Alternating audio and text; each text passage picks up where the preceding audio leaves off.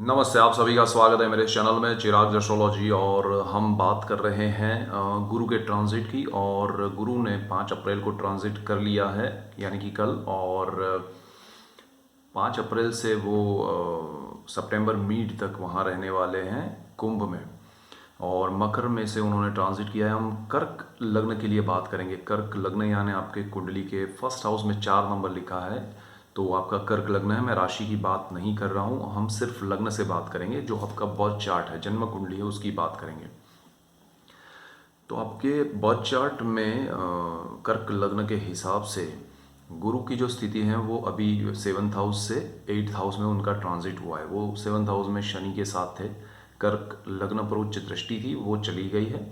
और 7th house में नीच पंग राजयोग था शनि के साथ, और वो अपनी नीच राशि से निकलकर कुंभ में चले गए। तो मकर लग्न के मकर में से कुंभ में जाने के बाद आपके लिए, कर्क लग्न के लिए जो इफेक्ट्स होंगे, उसमें सबसे पहली बात, वो अष्टम स्थान में आ रहे हैं। 8वां जो स्थान है, वो स्थान आपके चार्ट में परंपराओं का है, गूढ़ विद्याओं का है, रीति रिवाजों का है। ठीक है, यहाँ पर रीति रिवाज यानी ये नहीं है कि रूटीन जो हमारे होते हैं वो नहीं है। यहाँ पर पुरानी सभ्यता, पुरानी संस्कृति की हम बात कर रहे हैं। मैं उस सेंस में कह रहा हूँ कि जो सदियों पुरानी तहजीब होती हैं, संस्कार होते हैं, रिवाज होते हैं, तो उसकी मैं बात कर रहा हूँ। तो यहाँ पर क्या है कि गुरु यहाँ आपको उनसे कनेक्ट करेगा। आपको वो चीज़ें अच्छी लगने लगेंगी। आप पुराने लोगों से मिलेंगे, पुरानी जगहों पर जाएंगे, आपको ऐसे लोग अच्छे लगने लगेंगे, ऐसी बातें याद आएंगी। एक तरह से आप अपने पास्ट में जाएंगे, आपको अपना बचपन याद आएगा, आपको अपनी वो छोटी कहानियाँ, छोटे किस्से बचपन के, वो सब याद आएंगे। और ये समय को आप उस तरह से एंजॉय भी कर पाएंगे। यहाँ पर एक और चीज़ होगी कि ये गुप्त स्थान है, ये गुप्त रहस्यों का स्थान है, ये गुप्त धन का स्थान है, गुप्त रोग का स्थान है, और सडन बेनिफिट का स्थान है। ये आयुष्य का भाव है। और यहाँ पर से बहुत सी चीज़ें हमें समझ में आती हैं। तो जहाँ आपको लगता है कि आपकी प्रॉपर्टी कोई है, रुकी हुई है, आपके ग्रैंडफादर, फादर या उनसे भी पुरानी है, मतलब जो आपको नहीं मिली है, या उसका कोई प्रॉब्लम चल रहा है, तो उसके सॉल्यूशंस आएंगे, उसमें कोई ना कोई अच्छा रिजल्ट मिलेगा और उससे आपको बेनिफिट होगा। तो गुप्त धन की अगर मैं बात कहूँ, जो धन या जो चीज़ आपको नहीं पता है वो भी आपके सामने आएगी। आपको समझ में आएगा कि अरे ये बहुत अच्छा हो गया आपके लिए, और अब अचानक से आप ही क्या था आपको मिला, लेकिन पता नहीं था। तो वो एक अच्छा, एक आपके लिए पॉजिटिव होगा। यहाँ पर आपको रहस्यों में उलझने की मज़ा एक आएगी, मज़ा आएगा कि आप जैसे मैंने कहा कि पुरानी बातों में, पुराने किस्सों में, पुरानी चीज़ों में उलझेंगे, तो उसमें आपको एक अच्छा, एक आनंद मिलेगा। तो जुपिटर एक तरह से आपको रिफ़्रेश कर देगा, आपके लाइफ में एक नया पुरानी चीज़ों को लेके नई शुरुआत करवाएगा। यानी कि वो सारा आप रिकलेक्ट करेंगे और उससे आपको बहुत बेनिफिट होगा। पुराने कनेक्शंस ताज़ा होंगे, रिश्ते अच्छे बनेंगे, और उसमें बहुत अच्छा आपको महसूस होगा। यहाँ पर मन की बात होगी, यहाँ पर मन को आप खुश पाएंगे। तो ये एक चीज़ होगी। यहाँ पर दूसरी चीज़ें हैं कि जैसे गुप्त रहस्य हैं, गूढ़ रहस्य हैं, जैसे एस्ट्रोलॉजी है, या तंत्र मंत्र विद्या है, या दूसरे भी बहुत सारे दुनिया भर के ऐसे गुप्त पुराने किस्से हैं, कहानियाँ हैं, बातें हैं, उसमें आपको जानने की इच्छा होगी। आप उसको जानेंगे, आपको पता चलेगा कि हाँ ये बहुत अच्छा है, मुझे इसमें डीप में जाना है। तो वो सारी चीज़ आप कर पाएंगे। लेकिन मैं ये एक बात कहना ज़रूर चाहूँगा कि अगर आपको जानकारी के लिए कुछ करना है तो ठीक है, आप बिना जाने, बिना सोचे किसी मंत्र तंत्र के उसमें उलझिएगा मत। आपको ऐसी जगह देखने को मिलेगी, ऐसे लोग मिलेंगे जो तंत्र मंत्र से जुड़े हुए हैं, एस्ट्रोलॉजी से जुड़े हुए हैं। बहुत सारे लोगों से आपका मिलना होगा ऐसे।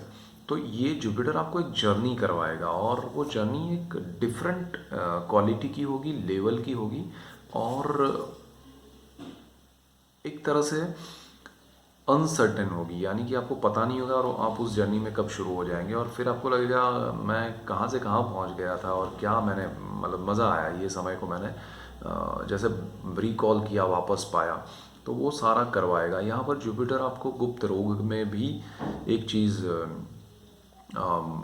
देगा कि अगर आपके ग्रह कुंडली के खराब हैं, यहाँ पर अष्टम भाव में या सिक्स हाउस में कोई ऐसे रोग वाले ग्रह हैं और आपको तकलीफ है कुछ, तो जुपिटर यहाँ पर उसका सल्यूशन लाएगा, आपको उसमें इंडिकेशन देगा कि ये चीज़ आपको संभालनी है, इसमें ये प्रॉब्लम हो सकती है या ऐसी प्रॉब्लम आपको है। तो ये बहुत अच्छा आपके लिए हो जाएगा। और यहाँ से फिर क्या होगा कि आपका गुरु जो है वो जो दृष्टियाँ करता है वो बहुत अच्छी हैं, और उन दृष्टियों में वो आपकी कुंडली के अष्टम भाव से बैठकर 12th हाउस पे देखेगा, तो व्यय भाव है, विदेश का भाव है, मोक्ष का भाव है। तो वहाँ पर गुरु की दृष्टि की वजह से आपको खर्च में नियंत्रण होगा, आपके कंट्रोल में आ जाएगा। जो अब तक आप बिना सोचे समझे कुछ कंट्रोल के बाहर जाके कुछ खर्च कर रहे थे, तो वो सारा आपके लिए बहुत अच्छे से उसमें मैनेज करने की कोशिश करेंगे, उसको रिस्ट्रक्चर करेंगे, उसमें आप कुछ कंट्रोल क्रिएट कर देंगे कि भाई इससे ज़्यादा हमें खर्च नहीं करना है और इसको इन्वेस्ट करना है। तो खर्च की जगह पर इन्वेस्टमेंट की ओर आपका फोकस जाएगा और आपके लिए वो अच्छा रहेगा। विदेश जो लोग जाना चाहते हैं, विदेश में जो लोग रहते हैं, चाहे वो स्टूडेंट्स हो या कोई भी हो, जॉब कर रहा है, बिजनेस कर रहा है, स्टूडेंट है या घूमने जाना है, कुछ भी है, तो बेस्ट है टाइम जुपिटर आपको उसमें डेफिनेट सपोर्ट करेगा। ज़रूरी नहीं है कि आप विदेश में ही जाए, या आप दूसरे स्टेट में जा सकते हैं या विदेश से अपने घर की ओर भी आ सकते हैं वापस, और उसमें भी आपको एक सपोर्ट मिलेगा। 8th हाउस में जो वो बैठा है, मैंने कहा कि पुरानी यादें ताज़ा होगी, तो आप अपने बरसों बाद अपने होम टाउन में जा सकते हैं, अपने पुराने एरिया में जहाँ आप रहते थे, बचपन गुजारा है, ऐसी जगह पर आप जा सकते हैं। तो वो सारी चीज़ें ये जुपिटर के दौरान होगी। और फिर आपका गुरु जो है वो मोक्ष का भी वहाँ पर एक नज़रिया आपका बदलेगा, यानी कि आप जीवन को एक अलग नज़रिए से देखना शुरू करेंगे। आपको लगेगा कि ऐसी भी लाइफ होती है, और अब तक का आपका जो जीवन का रूटीन था वो बदल जाएगा। तो जुपिटर वहाँ भी एक अच्छा चेंज लेके आ रहा है। गुरु यहाँ से बिल्कुल सामने 12th हाउस के बाद आपके मतलब अष्टम स्थान से सेकंड हाउस पे देखेगा। तो सेकंड हाउस है वो आपका वाणी का है, परिवार का है, आपके धन संचय का है। तो परिवार से मिलेंगे, जुड़ेंगे, उनके साथ बहुत अच्छे रिलेशन बॉन्डिंग बढ़ेगी और आपको बहुत बेनिफिट होगा। परिवार के साथ एक लॉन्ग टर्म के कॉम्बिनेशन होंगे, यानी कि अगर आप विदेश में रहते हैं फॉर एग्जांपल, और आपका परिवार या पेरेंट्स आपके कहीं और रहते हैं, तो वो साथ में हो जाएंगे, या आप उनको विदेश में बुलाएंगे या वो आप उनके पास जाएंगे, तो वो एक अच्छा एक आपको सुकून मिलेगा।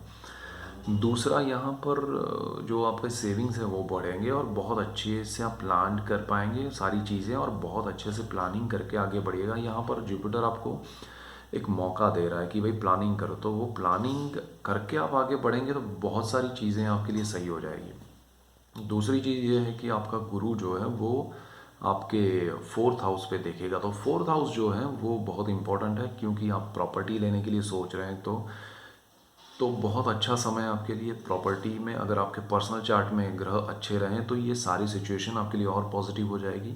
आप प्रॉपर्टी ले सकते हैं। आप उच्च विद्या में पढ़ाई करना चाहते हैं, मतलब आप मास्टर्स या पीएचडी या डॉक्टरेट कर रहे हैं, तो उसमें आपको डेफिनेट बेनिफिट करेगा ये गुरु। आपके स्थान के परिवर्तन के योग हैं, आप अपनी प्लेस चेंज डेफिनेट करेंगे। प्रॉपर्टी के लिए थोड़ा अप्रैल महीना जाने के बाद आप आगे बढ़िएगा तो अच्छे रिजल्ट ज़्यादा समझ में आएंगे। एंड प्रॉपर्टी के बाद अगर हम कहें तो यहाँ पर आप ज़मीन भी ले सकते हैं, लैंड भी, व्हीकल भी ले सकते हैं, और रेडीमेड प्रॉपर्टी ले सकते हैं। तो बहुत सारी चीज़ें आपके लिए फेवरेबल हैं और उससे आपको बहुत बेनिफिट होगा। तो गुरु का ओवरऑल जो ट्रांजिट है वो बहुत पॉजिटिव है। कर्क लग्न गुरु की उच्च राशि है, कर्क उसके लिए है। तो वहाँ से एक तरह से लोग कहेंगे कि भाई अष्टम भाव में आ रहा है, लेकिन अष्टम भाव में आने के बाद भी वो उसकी जो दृष्टियाँ हैं वो बहुत अच्छी हैं। आपको सडन बेनिफिट होगा, कहीं से आपके नाम पे कोई लॉटरी हो सकती है या कुछ अचानक से आपको धन लाभ होगा। तो ये ट्रांजिट आपके लिए ओवरऑल बहुत अच्छा है। उसके जो दृष्टियाँ हैं वो आपको बहुत बेनिफिट कराएगी, और डेफिनेट आप उसमें अगर अप्रैल से लेके सितंबर तक का ये जो समय है उसमें थोड़ा ऑब्जर्वेशन करेंगे, अप्रैल पूरा महीना, और उसके बाद उसको समझते जाएंगे और आपको धीरे धीरे उसकी दिशाएं समझ में आएंगी, तो बहुत अच्छे रिजल्ट्स आप खुद अचीव कर पाएंगे। यानी कि अगर आप को जुपिटर प्लानिंग करने के लिए कह रहा है कि आप प्लान कीजिए और इन्वेस्टमेंट कीजिए, तो वो चीज़ अगर आप करेंगे और आपको नहीं पता है तो भी वो करवाएगा, लेकिन अगर आपको पता है तो और आप ध्यान देंगे और उसी पे फोकस रखेंगे कि भाई मुझे इन्वेस्ट करना है प्रॉपर जगह पे, तो वो चीज़ आपके लिए सोने पे सुहागा हो जाएगी और आपके इन्वेस्टमेंट और अच्छे से आप प्लानिंग के साथ कर पाएंगे। वो जो अपने आप करवा रहा है वो तो अनप्लान्ड होगा, लेकिन जैसे हमने अभी बात की तो वो सुनकर आपको लगे कि अब मुझे प्लानिंग के साथ जाना है, तो वो डबल बेनिफिट देगा। तो ओवरऑल समय बहुत अच्छा है और उसमें आपको डेफिनेट बेनिफिट होगा और ये बेनिफिट आपको उठाना चाहिए। जॉब में परिवर्तन आ सकता है, स्थान परिवर्तन आ सकता है। जॉब में परिवर्तन इसलिए आ सकता है क्योंकि गुरु आपका छठे भाव का मालिक है। जॉब आपको नहीं छोड़ना है, परिवर्तन आपको नहीं लाना है। अगर आपको जब तक बहुत बड़ा कोई ऑफ़र नहीं मिल रहा है और कंफर्मेशन नहीं मिल रहा है 100% से भी ज़्यादा, तब तक आपको जॉब नहीं छोड़ना है। सो उसमें एक सिर्फ ध्यान रखना है कि जॉब के मामले में आपको बड़े डिसीजन खुद नहीं लेने हैं। आपको बिजनेस में कोई टेंशन नहीं है, पार्टनरशिप करनी है तो शनि के हिसाब से और अपना पर्सनल चार्ट देखने के बाद आप डिसाइड कीजिएगा। दशाएं अच्छी रहें, ग्रह अच्छे रहें, तो ये सारे बेनिफिट आपको बहुत ज़्यादा स्पीड में और अच्छे मिलेंगे और गुरु जब वक्री होंगे तो और ज़्यादा हो जाएगा। सो ये मेन पॉइंट्स है कर्क लग्न के लिए। That's it for today. Keep watching Chirag astrology. Thank you for watching. God bless you and good bye. Thank you.